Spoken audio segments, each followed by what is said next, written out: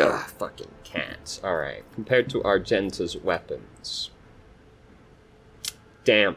This guy had a bolt pistol that is better than a boltor that was given to a sister of battle? What the fuck? Where did this guy get his hands on this? That's crazy. Alright, well, I didn't mean to do that, fuck. Bring that back up. I am also using a pistol, and mine is a lot worse, so I'll take this. And also the grenades. You can keep the armor, though. We also leveled up, again, apparently. Goddamn. So what have we got now? Let's see. What's coercion at? 75? That's pretty fucking good. Let's do some athletics. Oh, finally, recommended things. What a day. Whenever the warrior is attacked, they gain 1 stack of Epicenter of Slaughter. The warrior gains +1 temporary wounds for each stack. These temporary wounds cannot exceed 4. Okay. Damage at low health.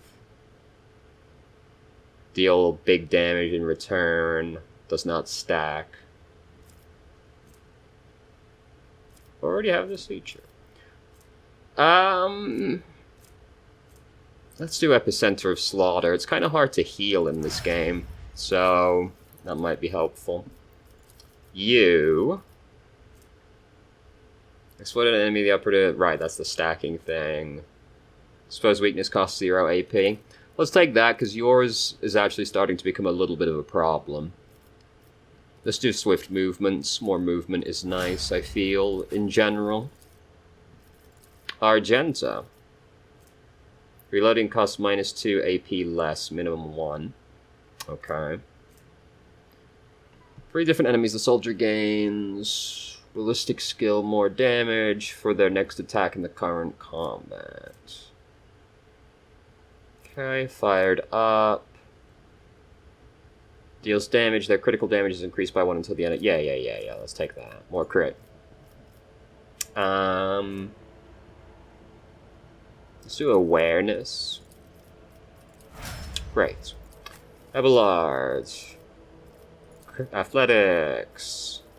You can also have Epicenter of Slaughter. We continue to do the same things. Pascal. Weak body, weak soul. Toughness and willpower by in bonus for 1 round. Full wounds, they deal more damage to that enemy. Also 0 pit. Let's just do that as well. He'll probably need it in the end as well. And let's just do swift movements again, because I'm too lazy, if I'm being honest, to look at any of the other features. There's just so many. Alright, now. I always get the job done. I should look at these points more, but, you know, they never say anything too terribly interesting. I always have a backup plan. What have we got hiding over here? Okay, cool. One day we might have a use for all this cargo we're collecting, but today is not that day. Command center? Always keep your eye on the prize. But what else is up here? What do we got over here? A little pathway down. Anything hidden? Yes, thing. Let's go. Great, more cargo. You know, one of these days. What's hiding over here, though? Nothing? Real? Okay, fuck me, I guess. I always keep my Alright, let's go open. to the command center. Presumably, that's where we've been working our way towards.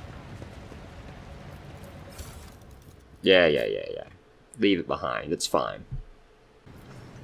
Alright, really different vibe in here. To the top, or get left in the dust. Welcome to the Rykard Minoris Command Center. Finally. Governor. The tall, dark-skinned man turns towards you and greets you in a curt military manner.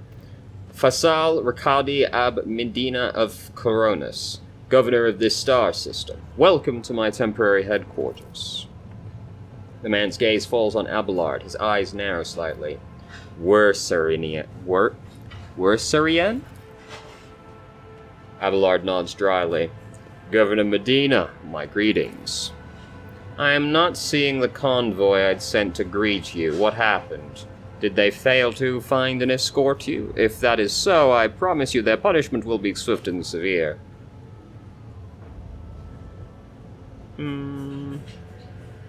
What a curious exchange of pleasantries. Is there some kind of discord between you and Abelard? No, of course not. An old misunderstanding. Over a century old by now. It isn't worth your time, Lord Captain. The convoy was ambushed. There are no survivors except Private Camille Regaius. I must commend his extraordinary loyalty and resilience. Only one good soldier in a whole company. Pathetic. Head to the barracks, Private, and await new orders. Your ladyship, before we proceed with discussing the matters that are of interest to you, there is a question I feel compelled to ask. It was only recently that Lady Theodora was the head of House von Valanius. I've received no word of her demise. How is it that you are now the rogue traitor?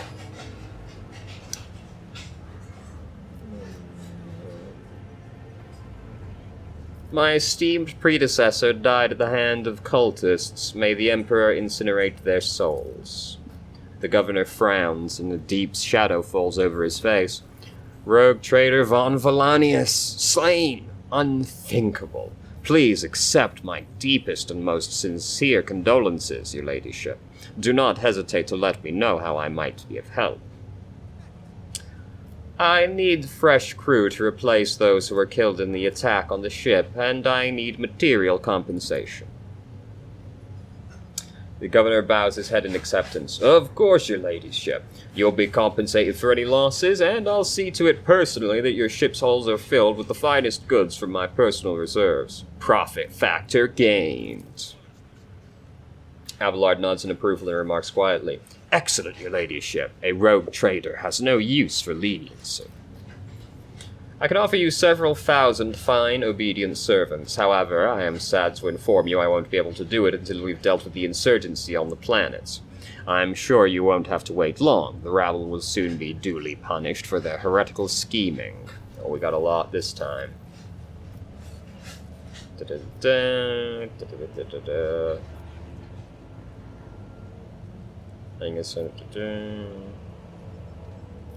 I wish to commend the courage of one of your officers, Sergeant Malgar. He and his soldiers valiantly defended the starport.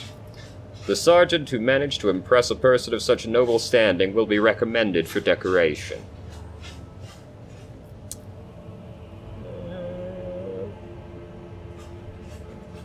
Are you so confident you will crush the insurrection soon? My own impression has been quite the opposite. Is that so? The governor maintains his composure. I'd like to hear your reasoning.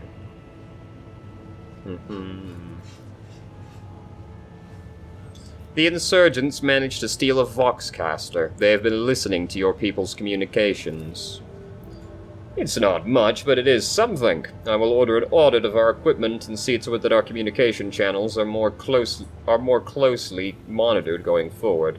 However, it was only the accidental success of an otherwise disorganized mob of heretics who have no understanding of the art of war. The insurgency is headed by a certain Aurora, a prophet who, according to their followers, possesses mystical powers.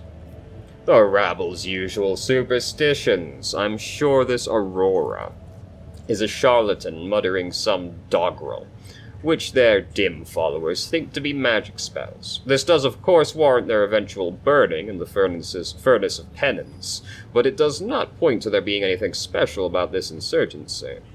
The insurgents talk of a final dawn, the impending demise of the world. Yet another superstition. Surely you don't expect me to believe in it. I can see that it is not in my power to convince you. Let us change the subject. Of course. Is there anything I can do on this planet or in this system while I wait for the end of the revolt? There is a novice nobilite station in this system, but those hermits don't do business with anyone. Not even I've been invited on board. Oh, these fucking cats. What are you doing? Oh, God fucking damn it. Oh,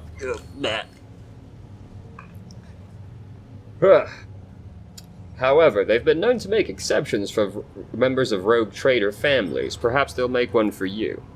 If you'd like a distraction, a smaller and safer uprising to suppress at your leisure, there is a planetoid in my system called Rakadi Philia. It hosts a prison colony whose inmates rebelled at the same time as the heretics on the planet. It's an all-around preposterous situation. It should have only taken us a couple of orbital shots to take care of them, but... The governor slightly purses his lips.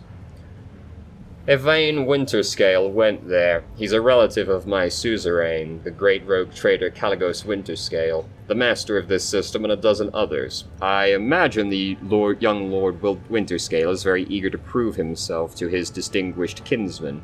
I see no reason for you not to join him. It's a small planetoid, the prisoners' numbers are few, and they have little in the way of weapons.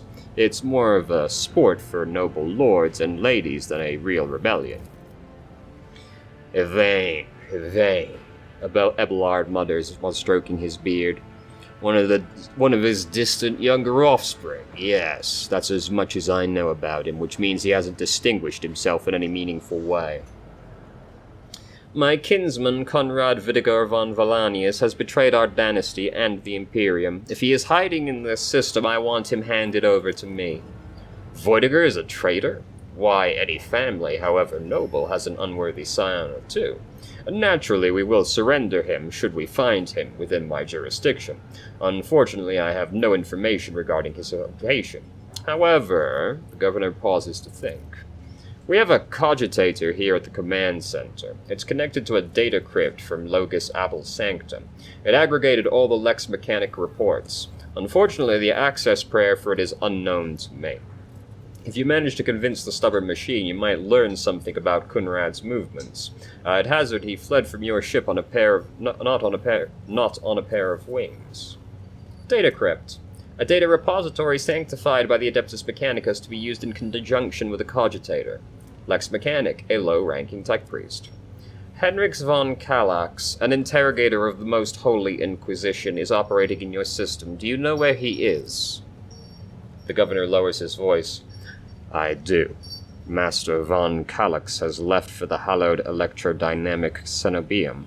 It is an ancient monastery of the Adeptus Mechanicus. I don't know what his objectives are, needless to say, insurgent activity has been observed in the monastery's vicinity. But I suppose that's too petty of a problem for an agent of the Most Holy Inquisition. Besides, I have already sent a small detachment of reinforcements there. Unfortunately, right now, you won't be able to leave the capital and set out to look for him. The rebels have got a hold of some ancient weapon and made flying over to the city impossible. That is all I wanted to discuss. Oh, was that what I was trying to do down there? Destroy the aircraft battery? Whoops. Oh no, it's become suddenly become the objective anyway. Alright. The cogitator looks a lot older and more worn than the ones next to it. However, it has evidently been well cared for. Numerous parts have been replaced, not a single key is jammed, and fresh seals with prayers to the Omnisire adorn its surface. One of the side panels has been removed. What's wrong with me? Bundles of gold cables run from inside to a small data crypt that was connected only a short while ago. Awaiting access code. Force access. You have bypassed the security layers. The cogitator is ready to reveal its secrets. Go to Sacred Computation 7825M.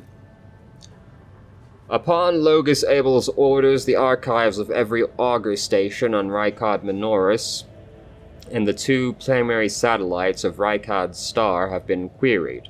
Said satellites are named Magus Maruf and Safre the Keen, the two great champions of faith whose external cogitators were placed inside the satellite's cores for their shells perished. The purpose of the sacred computation requested by the Logis is to uncover the external influence behind the ongoing insurgency. Computation results positive. Multiple instances of interference and malfunction detected, suggesting that the ships moving across the system deliberately blinded the sacred auger's eyes. The first of these ships is thought to have arrived two Rykard Minoris cycles ago. As the fact it was 2 the number fucked me up for a second. Early in the winter. The most recent one arrived a month ago. Logus Abel's conclusion. The insurrection on the planet had been long in the making, with the participation of external actors. It is alleged that 2 cycles ago, Aurora arrived in the Rykad system, the rumored unholy prophet of the insurgents. The subsequent ship movements can be attributed to the weapon deliveries. But what is the nature of the activity near Rykard Philia? Governor Medina's attention must be drawn to the final entry cuts off abruptly. Go to recent observations. The satellite, Magos Maruf, reports that a ship translated into the system. Its signature is consistent with the records of the flagship of a heroic trader dynasty, House von Valanius. The satellite, Zephrai the Keen, reports that a ship drifting nearby has hurriedly sped away. The ship had sent an encrypted Vox transmission to the insurgent-controlled areas of the surface of Rykad Minoris. Another transmission was directed to planetoid Rykad Philia. Both transmissions were signed Brother Twilight. Their contents could not be decrypted. Go to to be investigated. The entry contains planet-side coordinates marked as Heavy Auger Station jamming, possibly a hidden insurgent base. Tremendous. Would you like to know any of this, Governor? I wish to discuss the insurgency. Never mind. That's all I wanted to discuss. Right. Well. That was very productive. Let's get out of here, I guess. We have to go destroy the battery, seeing as we're a little stuck here now. Of course, we have to find it first.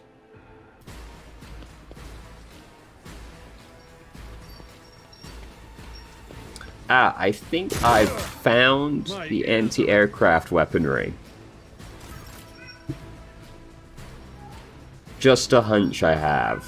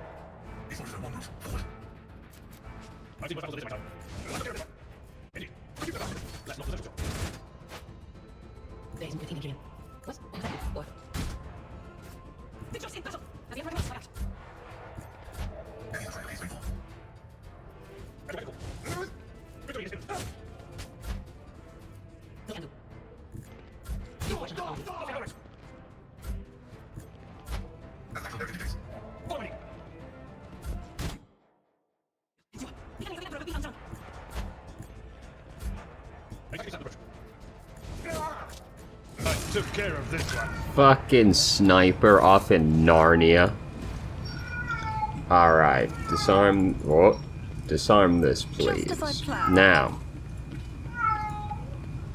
Should have had him loot the sniper while he was up there. Hold on, go back up. Guide our way. Go back up, my friend. Oh, there's goods here as well. Great. Hello, fish. You're a little in the way. You're fucking huge, so you're very in the way, actually. Let's see. Please, my son, thank you. This is a Boltor. We will take. We will take. And you are... Requires Iconoclast. The wearer of this helmet gains armor. This helmet also grants a bonus to fellowship equal to 2 times Iconoclast. Alright, well, we can put that on Abelard. The Boltor... Is this better than Argenta's? Yes, it is. Wonderful. I never equipped that bolt pistol. I cannot equip a bolt pistol, of course. I would, in fact, need to be properly trained to use a bolt weapon. Making it even more puzzling as to why that guy had it, but whatever. Wearer deals plus 5% damage, critical hit chance to single shots and deadeye shots. Alright, well, put that on Argenta. Sniper rifle.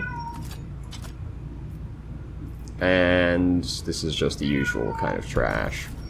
Okay, so who do we want to give the sniper to, though? I feel like Pascal, because he's currently using a lasgun, which is like the lowest rung of firearm you could possibly have. I understand he wants to get a little bit in there for a sniper rifle, but, you know, it's probably fine. And we will give this to Argenta, since she's the most ranged focus fighter we have right now. I guess I should put these goggles on someone. Can you wear these? Right, you have this on right now.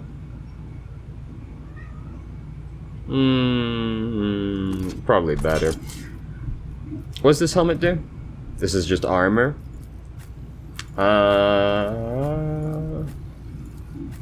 You can have it. Yeah, we'll turn that helmet off, brother. Let's go. Okay. Now. Come down and... Ooh, hello. Come down and examine the goods, please.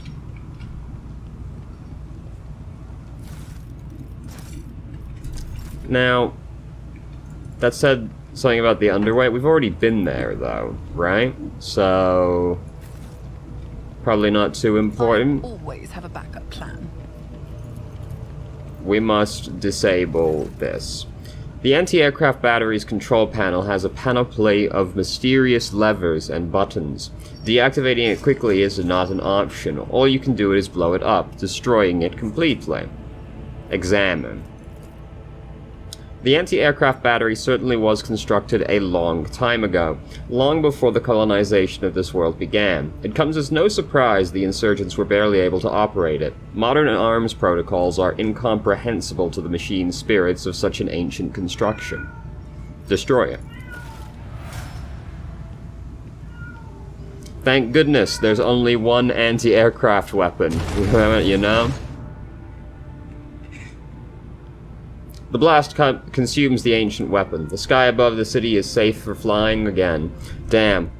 Really are saying just that one gun was adequate to completely blanket the city, huh? Crazy.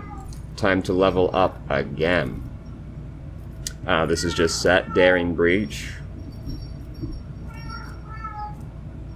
Grants plus 10 movement points until the end of the turn. The warrior does not provoke attacks of opportunity. That is a fucking lot of movement points.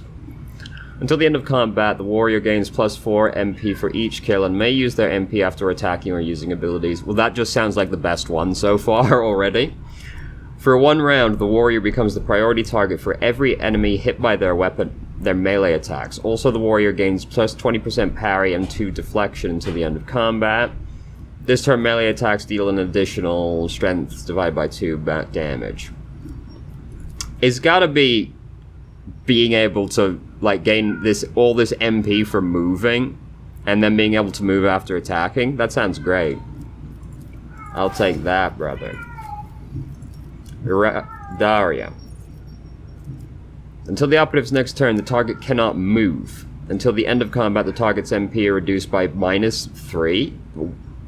That's a lot. Holy shit. If you're a melee enemy, like if you're a Khorne demon, you're devastated by this ability. Like your whole career is ruined.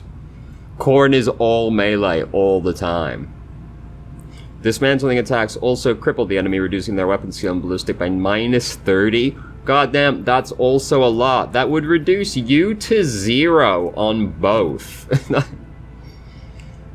Also intimidates all enemies in 5 cells around the target, reducing their dodge and armor by 15%. The target also provokes an attack of opportunity whenever it attacks. Damn, that just sounds so whack compared to the other 3. We gotta take this one here. -3 MP for the rest of combat. Like, certain enemies are just gonna be completely devastated by this. Like, it's over for them. It's so weird that it recommends tech and logic for you still. I'm guessing it's just because she's also an operative. But I don't cotton to this. Let's do a little lore Xenos. Argenta. The soldier gains +4 MP and their attacks do not spend MP. Until the end of combat, the soldier's rate of fire is increased by 30%. So that affects the burst fires, I presume? It doesn't seem like it should realistically affect anything else, but I guess that's fairly decent. Soldiers' attacks are 20% harder to dodge. Until the end of combat, the soldier's range attacks gain +10 armor penetration. Okay. Until the end of the soldier's turn, each of their area attacks deals additional damage equal to the number of attacked enemies. Well, if that includes the burst fire, that's pretty sick. It should, right? That's an area of an effect. I think that one. Although the armor also, like, this reduction to dodge and armor pen also sounds really good. I think I'll just take that. Abelard. You know, I'm feeling like you might do the same thing as me, actually. And then Pascal. If Idaria has reduced movement already, there doesn't seem much point in doubling up on this. Right? Like, he should take something different to Idaria, because it's not like, you know, this effect... Like, this effect is already good without stacking it, you know? So he should probably take this massive weapon nerf as well. And then we'll do logic for you. Great! Tremendous. The city is saved, okay? Disarm that, please. Tremendous. Excellent. Great result there. My faith shields me. Now, should I go and tell the governor that I have disabled this? Let's tell you what. Does it say that I should do that in the journal? Yes, it is. Okay. Of course, because we need to go to the monastery still, don't we? Of course, of course. I was just thinking about leaving the city at this point because we have so much to do on other planets still. But yes, of course, we have to go to the monastery. Governor! Rise to the top. My friend. Left in the dust. The anti-aircraft battery that was giving you so much trouble has been destroyed. The singular gun. That's excellent news. Thank you for your assistance. The weapon the insurgents were using to shoot down shuttles over the city has been destroyed. Now nothing is preventing you from returning to your ship. If you wish to find Master von Kalox, you should go to the Cenobium of the Adeptus Mechanicus. Notes of anxiety creep into the voice that rattles from Pascal's vox. On behalf of the priesthood of Mars, I, Magus Hanuman, am officially initiating my participation in the operation. I must inspect the state of the relics and assure myself that it is under zero risk of falling into heretic hands. Mars... wrong place. Also known as the Red Planet. It is the first and greatest forge world of the Imperium of Man and the home world of the Adeptus Mechanicus. There's also a robot dragon at the center of the planet, but don't tell anybody. No, don't let the Inquisition know. According to the Catechism of Maintenance and Operation, my tech comrades were supposed to lock the monastery gates against lay people and activate the traps. I deem it optimal that an ordained magus should provide his assistance. I categorically object, the governor clenches his fist. As much as I respect the sanctity of the monastery, I have on my hands a whole capital that needs to be attended by the Omnissiah's servants. We have lost many eminent tech priests. Incidentally, one of them perished in that same monastery. Mechanical failures could occur at any moment. Putting it bluntly, you may consider yourself forcibly recruited into the city's defense forces. Medina and Pascal glare at each other, their unyielding gazes like crossed swords. You've picked an interesting time to quarrel with a servant of the Omnissiah, Governor. A critical situation calls for decisive action. I simply cannot let every learned tech priest go to their death the moment they hear about an endangered relic. I need people who can do more than praise the Omnissiah to look after the capital and its millions of citizens. The Magus is part of my retinue. You have no right to give him any orders. You mistake me for a fool. I know that he arrived separately from you, and I would bet my life that you have no position to argue. The governor's voice dies down in the low growl of a drilling mechanodendrite. Its tip is directly pointed straight at the bridge of his nose. Medina clears his throat and grumbles stubbornly. So this is the negotiation technique you've resorted to. Do you think this is the first time I've been threatened with a weapon? No, but it could be your last. Good response. Pascal's voice is akin to the sound produced by his drilling implement. Steady and calm, but ready to explode at a moment's notice with the crunching of bone and squelching of tearing flesh. I am heading to the monastery because I must. Is that clear? The governor mutters through gritted teeth. Abundantly so, Magus. It would be my pleasure to assist the Omnissiah's servant in reaching the sanctum. Thank you for your cooperation, your ladyship. The drill stops. As compensation for your consideration of my request, I, Magos Hanuman, officially undertake to accompany you in the Rykad system in the role of bodyguard, and to protect you at all costs until your life functions cease, but only within the limits of the Rykad system. You're Hanuman. Glad you're alive. The governor raises his eyebrow and stares at the tech priest in surprise, but refrains from further commentary. I wish to know more about the monastery.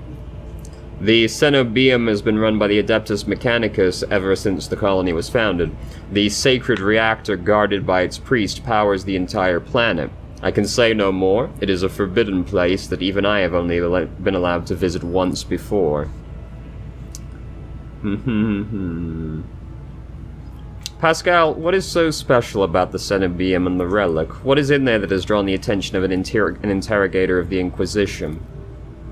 I have never been there before, but I would presume that the sacred relic of the reactor is capable of great destruction should it end up in heretic hands. The fury of the freed machine spirits, once released from the sacred circuit, will destroy everything around them. The degree of damage inflicted may render the world of Rykad Minoris uninhabitable. Heresy must be purged from those blessed halls. I declare my desecrator who defiles the relics, any desecrator, my desecrator, who defiles the relic's power a Category 3 blasphemer, deserving of immediate execution. What has perplexed you about my companion's name? The governor looks at Pascal with curiosity. According to reports we've received, Lagos Abel Hanneman set off for the hollowed electrodynamic Cenobium a short while before it was stormed. I'm glad to find out that you're safe. Perhaps you possess information on Master von Kalox? Pascal's vox rasps in confusion. My name is Pascal Hanneman, not Abel. I know nothing about such a person. Do you know this Abel, Governor? I've never met him in person. The esteemed Magos supervised the work of Rykard Minoris' Lexomechanics for many years. However, he rarely left his cyber chapel, and I have never had the honor of making his acquaintance. A true anachorite. Anachorite? Anachorite. Why did he fly to the monastery? That seems suspicious. When a Logos of the Adeptus Mechanicus wants to go somewhere, we don't ask why, your ladyship. True story. Where can I get information about this individual? I would have suggested that you inspect the esteemed Logos' sanctum, but it was destroyed by the rebels. We've recovered several data crypts and connected them to the cogitators at the command post. They might provide you with some information. It is amazing that a mechanical voice from a Vox can sound so confused. That name might have been used as a signal intelligible only to its intended recipient. In that case, its bearer might be Archmagos Amarant, initiating an investigation and data collection procedure. Hidaria tenses up and listens, then turns around sharply to face Pascal. I can hear my friend's snide whispers through the door. Be careful on your search, Magos. If you stare into a shattered mirror for too long, you might see yourself in it, in every shard at once. Mending it is that much more of a tainted affair than the new reflection is death-like. Okay, whatever you say, dog. That's all I wanted to discuss. So, you're telling me this cogitator has something new? Yes. I cannot see the secret design, but I can sense it.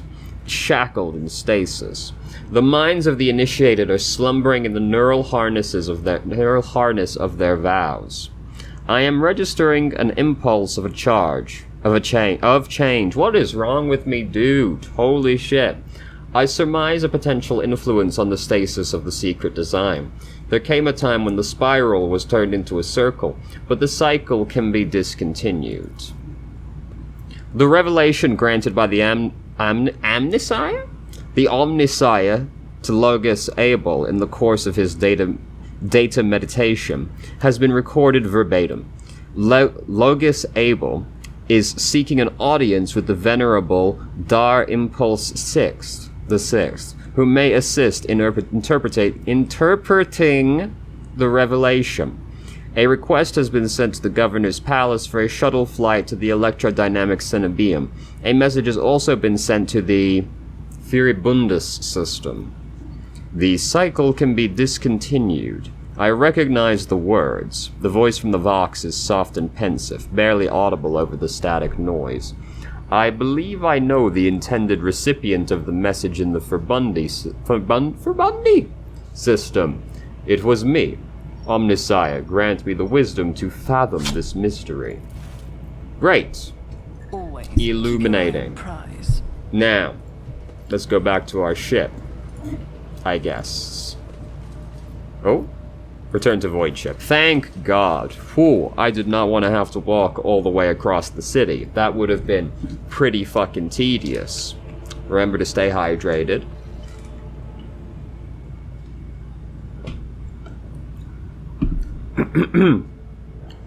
Permission to report, Lord Captain.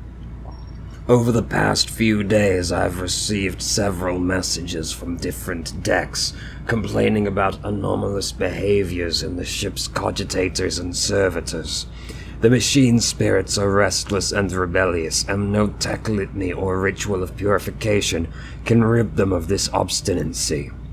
The tech priests can deal with the vessel's systems, but the servitors, They make errors in their tasks, disobey orders, change the assigned rituals, or sometimes downright freeze as if in a trance.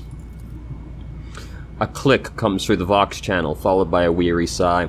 Lord Captain, occurrences such as these are caused by errors in the cogitator's calculations. I feel like I've done a different voice for Abelard every time he speaks. Or have some other sensible explanation. I beseech you not to take after those who whisper about the ship being cursed or possessed. Idaria joins the channel and chimes in playfully. Oh, don't start, old man. All these peculiar happenings have long since turned into local legends. A door slams shut, a lumen starts flickering. Folks have grown used to all that, so our resident ghost has decided to up the ante. I'm telling you, things are only going to get worse from here. The technomats inspected the servitors and concluded they posed no danger. According to the servants of the Omnissiah, such behavior is caused either by the echoes of minds, not completely eliminated by the manifestations of the machine spirit's will. Nevertheless, the faulty servitors make the crew's tasks considerably more difficult, and High Factum Janris Dunrock would like to discuss how he should deal with the defective property. He is awaiting your audience on the bridge. Well, let's go to the bridge then, I guess. Let's see what my man's suggestion is. Could we not just lobotomize the servitors again? Would that fix the problem? I'm not a tech priest, so I guess I wouldn't know. But if the problem is the fact that there's remnants of their minds, surely just throwing them into the lobotomizer again should solve the problem. A perfectly ethical solution, you'll understand. The servitors were all criminals, naturally. They deserved it. And you thought the American penal system was inhumane. No, we turned them into mindless drones around here. Hopefully. Not always. Where is he? There he is. The corpulent man in lavish clothes bows before you, not without difficulty. A servo skull whirls over his shoulder while the fingers of his augmented hand drum against the sheaf of papers he is holding, and he regards you with attentive interest through the lens of his magnifying implant. Greetings, your ladyship, Janris Donrock, at your service. Vigdis informed me there's a problem with the servitors. What happened? You see, your ladyship, the ship's servitors have been malfunctioning of late. They violate protocols, interrupt their tasks, observe crew members for long periods of time, and move erratically with no meaning or purpose. Janris nervously pulls on his luxurious frock as if it were uncomfortably tight. Had it been a routine technical fault, I would have decided the fate of the servitors myself, but I deemed it necessary to notify you. I do not wish to hide such irregularities from the Lord Captain. If you wish to observe the servitors' unusual behavior before you decide their fate, this can be arranged. The majority of the defective units have been delivered to one of the storage compartments pending your decision. Pascal Hanneman expressed the desire to be present during the inspection, should it be carried out. I suppose the expertise of the esteemed Magos may come in handy. I wish to take a look at these servitors before deciding their fate. As you wish, your ladyship. Would you like the Engineer Prime to accompany you? Yes, Pascal shall come with me. As your ladyship commands.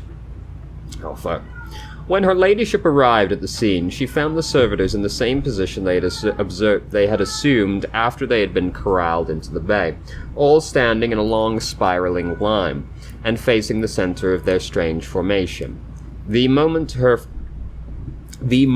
ladyship crossed the threshold of the bay gate, their bodies jerked into motion, all as one, as if obeying a command. The servitors turned to face the Lord Captain. The technomats tasked with overseeing the defective units even reached for their weapons, but then the servitors went still just as abruptly, staring at her ladyship with vacant eyes. It scrolls.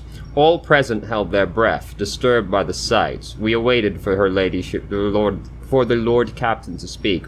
Her ladyship, Ophelia von Valancius, gestured for the Engineer Prime to study the servitors. He would know better than me. The Engineer Prime slowly waded into the motionless ranks of the servitors, peering into their faces and checking the readings. There was no haste in Pascal's actions. With mesmerizing diligence, he inspected every single unit in his path, and binaric prayers were his companions in this investigation. The examination confirmed the Technomat's initial hypothesis. The servitors' souls, or rather the souls of the people they once were, had awakened, not yet fully conscious of their past and present. These half-machines could nonetheless feel primitive emotions, and sensations such as fear and pain. This undesirable consequence of shoddily performed lobotomy is most rarely observed. Hopefully. And yet, for some unknown reason, it had occurred in every single unit of the servitors gathered in the bay. Took several steps toward the servitors. Immediately, the servitors, each and every one of them, stepped toward the Lord Captain in perfect unison. The rogue trader, they mimicked her movements with frightening precision. The rogue trader halted in place and after a moment's thought waved her hand, and the servitors, just as synchronously, repeated that gesture as well. When the captain turned quizzically to the Technomats, so did the servitors, as if mocking her. This may be projecting a little onto them, but whatever. Whatever the Lord Captain did, be it an incline of the head, a wave of the hand, or a step to the side, the defective units repeated it without a moment's delay or hesitation, like grotesque marionettes controlled by an unseen puppeteer. We observed this mime unfold in distressed bafflement for nearly a minute, until the servitors finally came to a stop. Not sensing any threat from them, the rogue trader approached with confidence. I examined the servitors. As high factotum, it was I... Oh, I'm reading... This is him that's speaking. It was I who prompted that entire inspection. And thus it was my duty to follow the Lord Captain as we stepped closer. We noticed a fascinating irregularity. The servitors' pupils, normally still, were shaking wildly. Their bulging veins were pulsating under the copper collars inscribed with their past offenses. It was as if those mindless half-machines were locked in a perpetual state of extreme tension. A visibly shaken technomat behind us proposed the human souls had awakened within the servitor's body after a long slumber deep within their lobotomized brains. Formerly bereft of intelligence, they had attained awareness, feeling, and understanding. A truly horrifying thought. After a pause, the technomat and the servitors used to function properly. The Technomats added that the servitors used to function properly, and that no one has been able to explain the change in their behavior.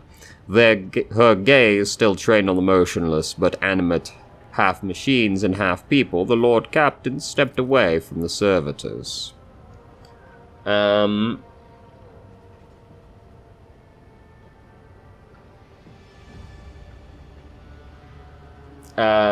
Demanded a report on the defective unit's status from the Technomats. The Technomats' long-winded and detailed report could have been summarized at a single key point. Despite the servitors' abnormal behavior, they were still quite capable of carrying out tasks, and therefore the circumstance did not call for their termination. Do not disassemble one of them. It seems like we've pretty thoroughly determined what's going on. Turned to me to announce her decision. Her ladyship looked at me with unwavering resolve, and it was that confidence that wrenched me out of the nightmarish stupor that had me tenuously observing the scene unfolding before me. The Lord Captain gave the order.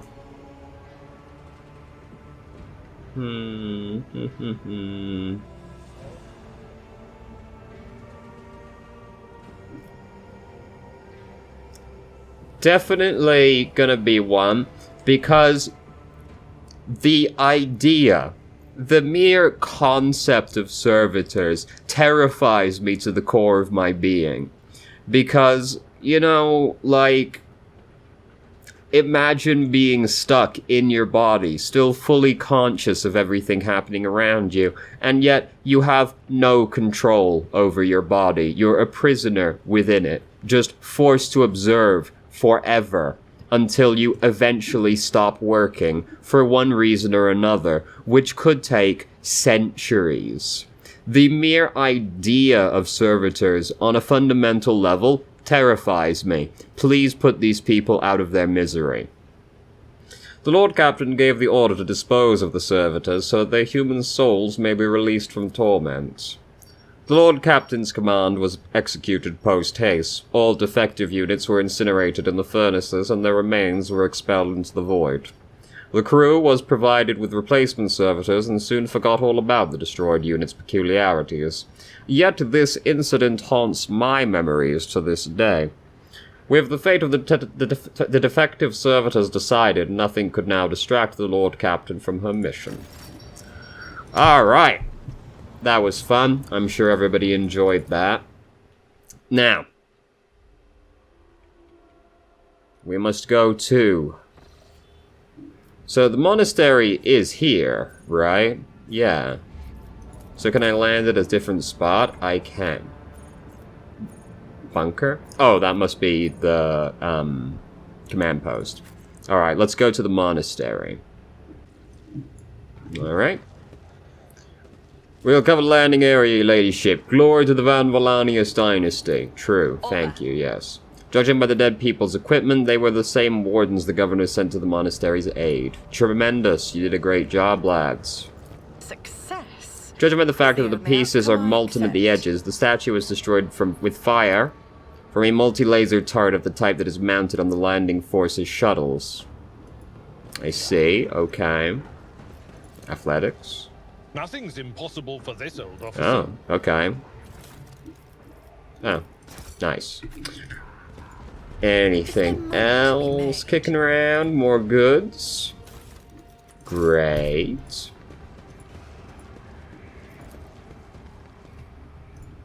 That's how it's done.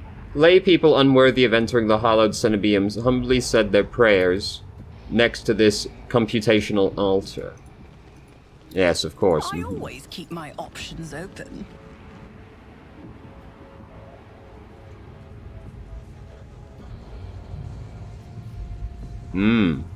Yes. Uh-huh.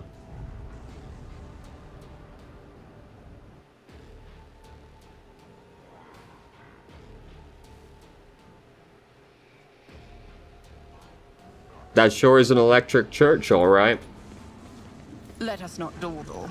Anything else kicking around outside? Nope. Okay, open the gates.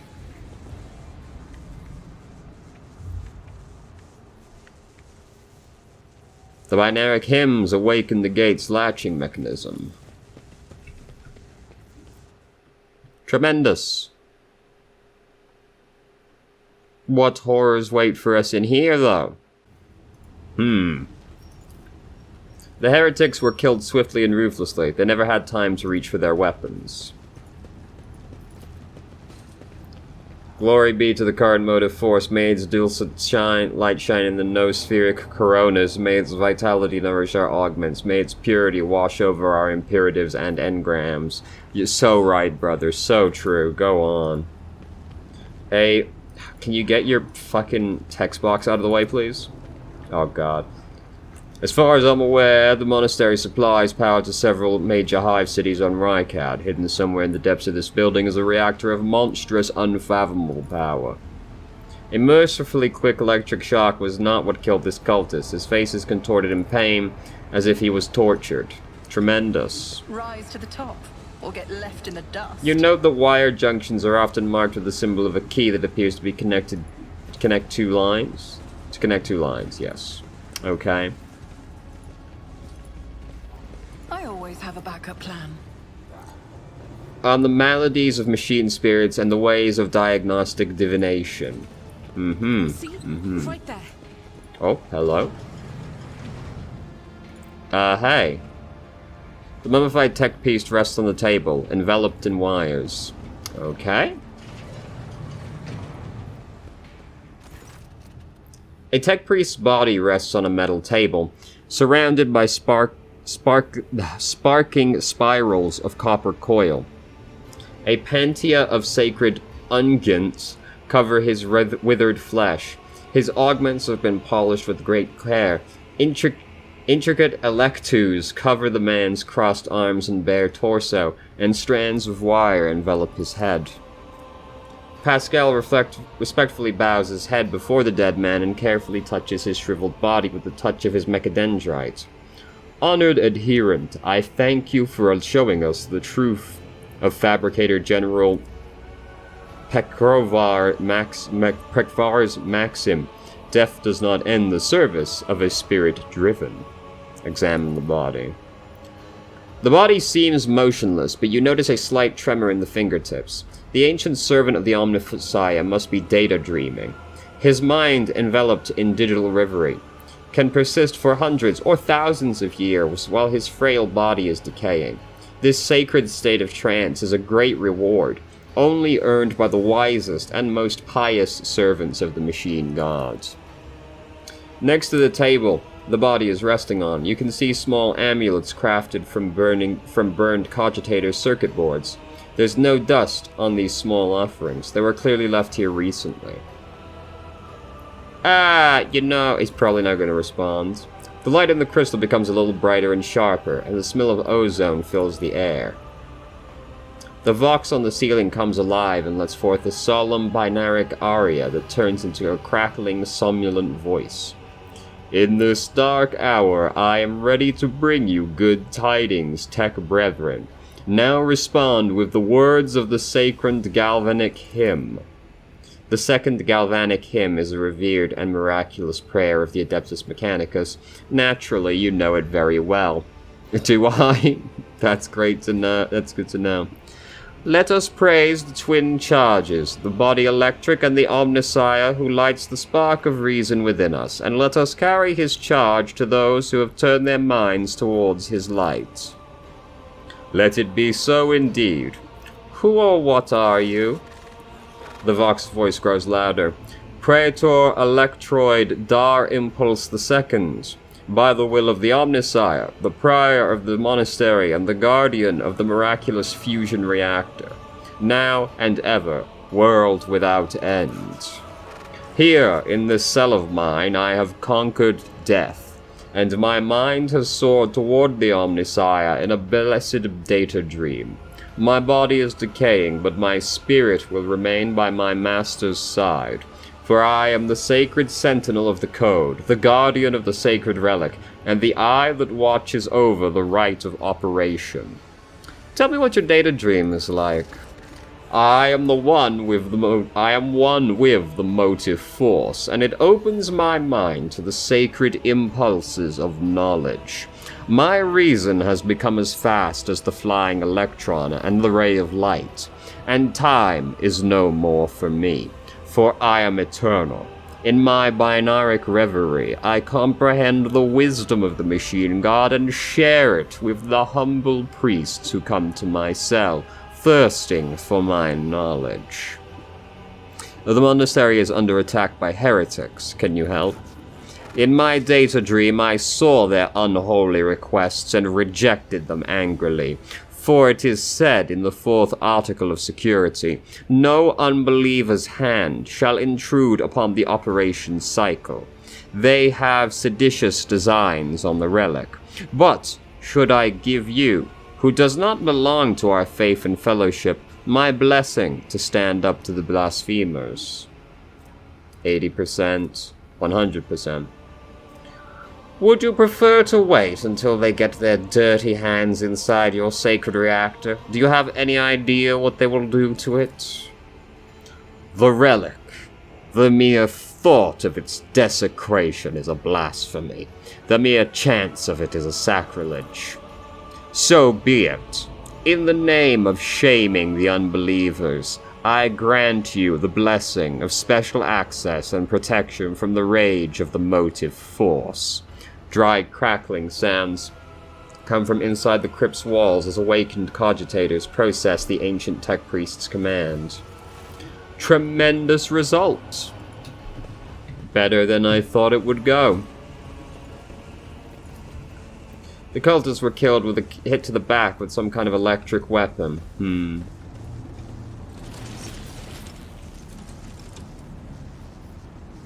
You shall be purified by the motive force, blasphemer. I don't... Excuse me, I just spoke to your bro. Like, I just spoke to your man. He seemed cool with me. Why are you doing this? I've been ambushed so I can't position. Fair enough. Electro priest. I do believe I got the blessing from your commander, but you know, that's okay. You know, it does stand to reason this probably would do no damage, wouldn't it? They are electro priests, after all.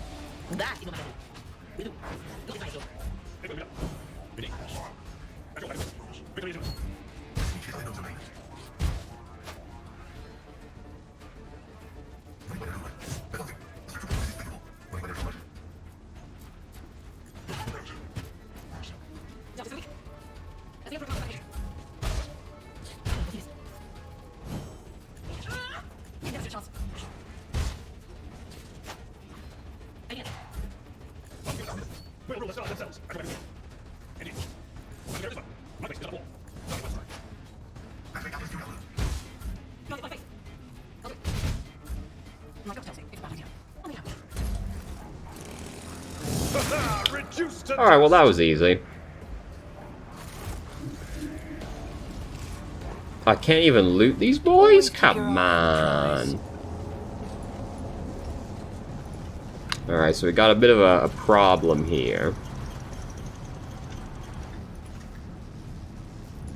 Crack this map.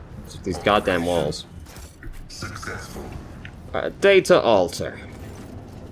The cogitator's green screen lights up as you approach it and displays the flashing message. Pilgrim, only the words of the first galvanic hymn will reveal to you the gifts hidden behind the veil of knowledge. Now chant with me. Let us sing this canticle, too. The device keyboard lights up, clearly expecting you to enter the rest of the verse.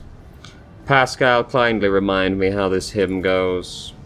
Pascal's vox lets out a noisy groan as if he is clearing his throat, but then stops abruptly. After a brief pause, he averts his gaze and says in a rasping tone, "It is not known to me. Only high-ranking servants at shrines of energetic prosperity are permitted to perform the first galvanic hymn." But I knew the second galvanic hymn? Okay. Abelard snorts and struggles to suppress an involuntary smile. "Emperor, help us all. The esteemed Magos has been caught not knowing a prayer, and now he's floundering like a cadet in an exam. I never thought I'd see the day."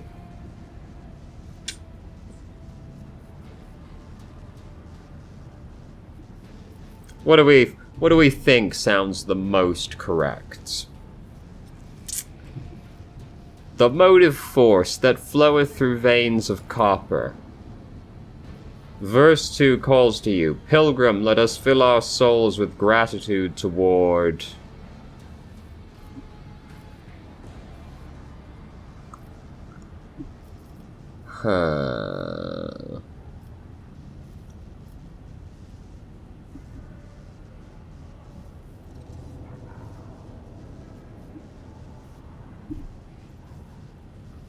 The watchful breakers that protect us from the sacrilege of short circuits.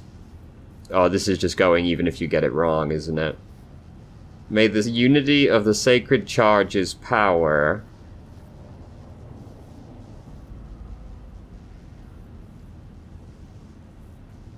the memory of ages that is preserved most zealously.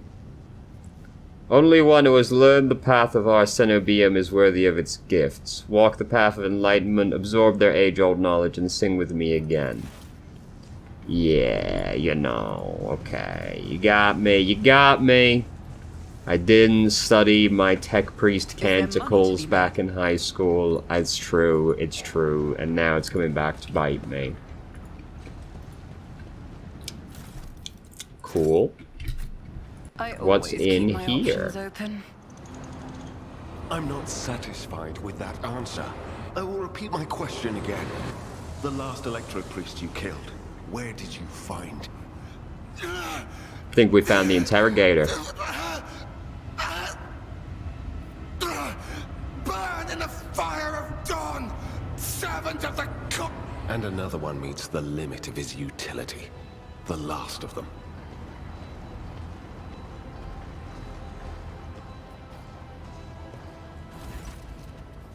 The tall, dark-haired man sizes you up with a quick glance. A supernatural chill is making the air around him crackle softly. The expensive fabric of his jacket is stitched with gold thread and marked with several reddish-brown stains. A force sword and a vox hang from his belt, and the emblem of the Holy Inquisition glitters on his chest. Interrogator Van Calox, I presume. Yes. Since you know who I am, and are in no hurry to kill me, I infer that you serve the Emperor, not his enemies. Allow me to introduce myself. Interrogator Heinrich Van Calox of the Imperial Inquisition's esteemed Ordo Xenos.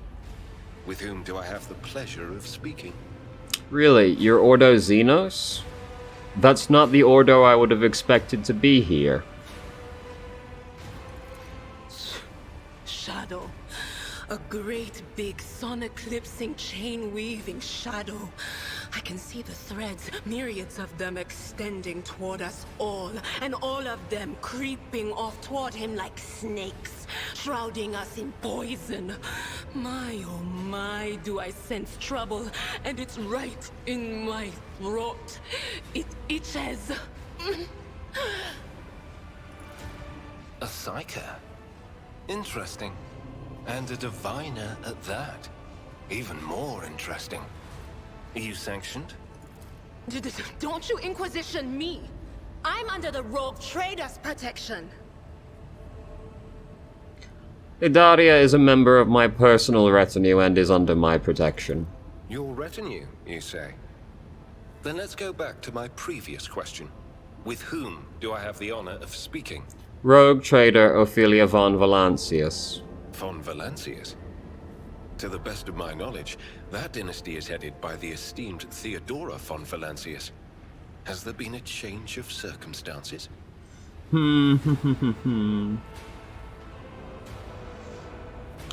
Best not to get tetchy with the Inquisition, I feel. Theodora is dead, slain in battle by enemies of humanity. The news is lamentable. My condolences.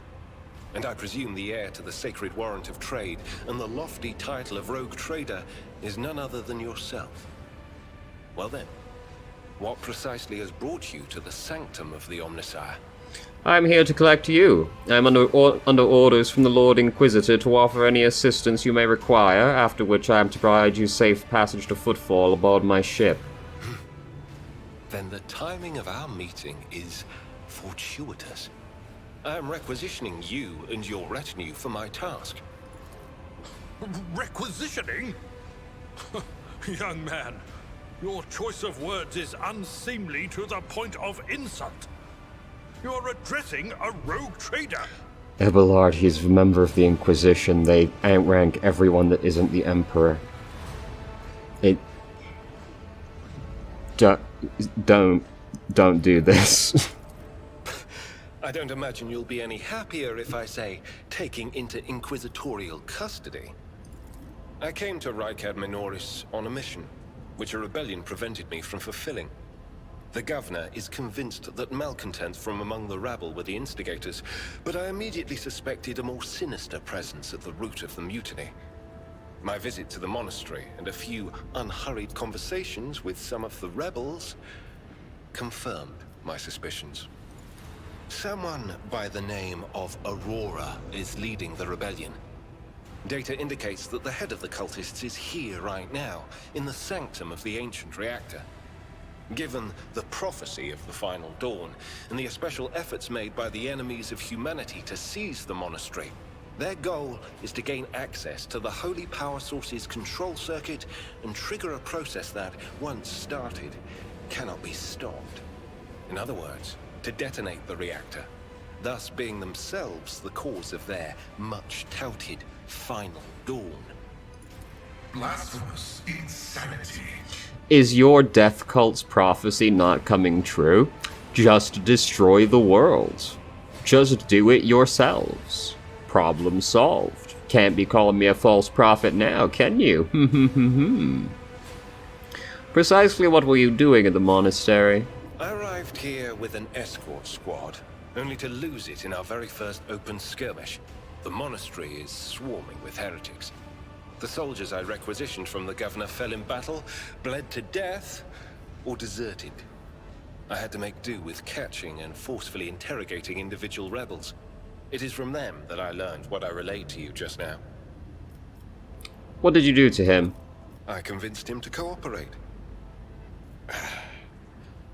I can influence living bodies, and I find that the interrogated are much more eager to share information once the blood starts to boil in their veins. This is an extremely bold thing to say to a member of the Inquisition. I wouldn't recommend it. I can help you with Aurora. Let's join forces. Thank you. Regrettably, the governor's people showed themselves to be unprepared for the perils of this place.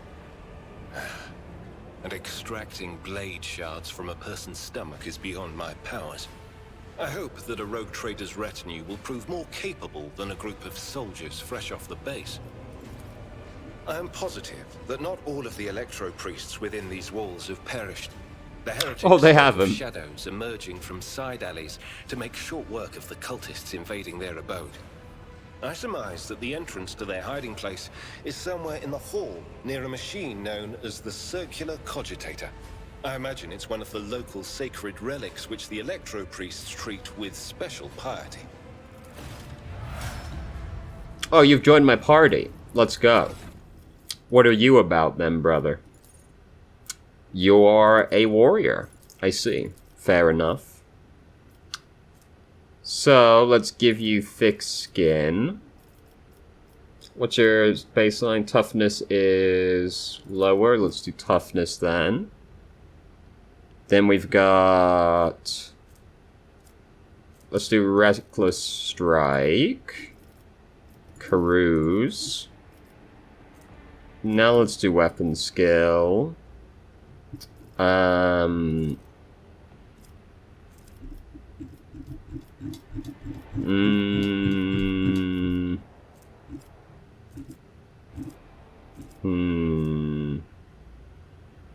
Direct damage to the psychic. The next psychic power used after this will not trigger psychic phenomena. Okay. Sanguine Siphon. They gain 1 stack of Sanguine Siphon. If that damage was dealt to a target adjacent to the Psyker, they gain 2 stacks instead. When the Psyker suffers lethal damage, the stacks of Sanguine Siphon are removed to reduce this damage by 1 for each stack, either until all stacks are removed or the damage is no longer lethal. That sounds pretty sick, actually.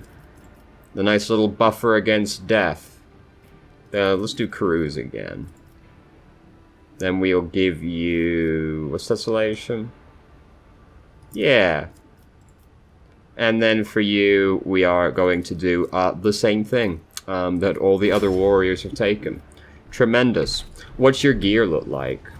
Do you require inquisitorial approval? You've got Flak Vest.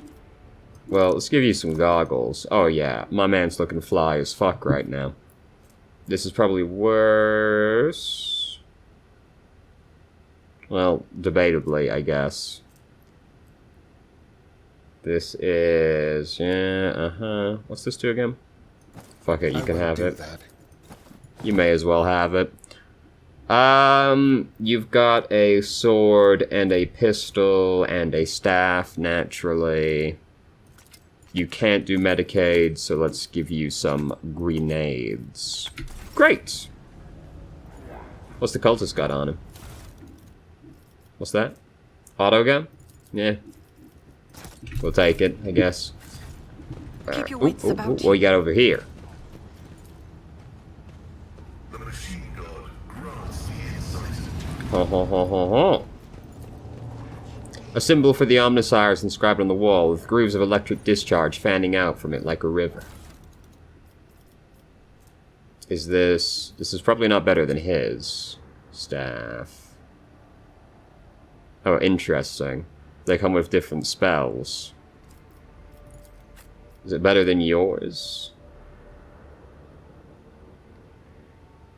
I mean, you already have a lightning staff, so it seems to make sense to just give you a better lightning staff, you know? Or, well, not better, one with more spells, so better in a slightly nebulous way. You understand? You understand. You should have a melee weapon, also. You only have a pistol in that hand, so I guess I'll give you one. Alright. Let's go.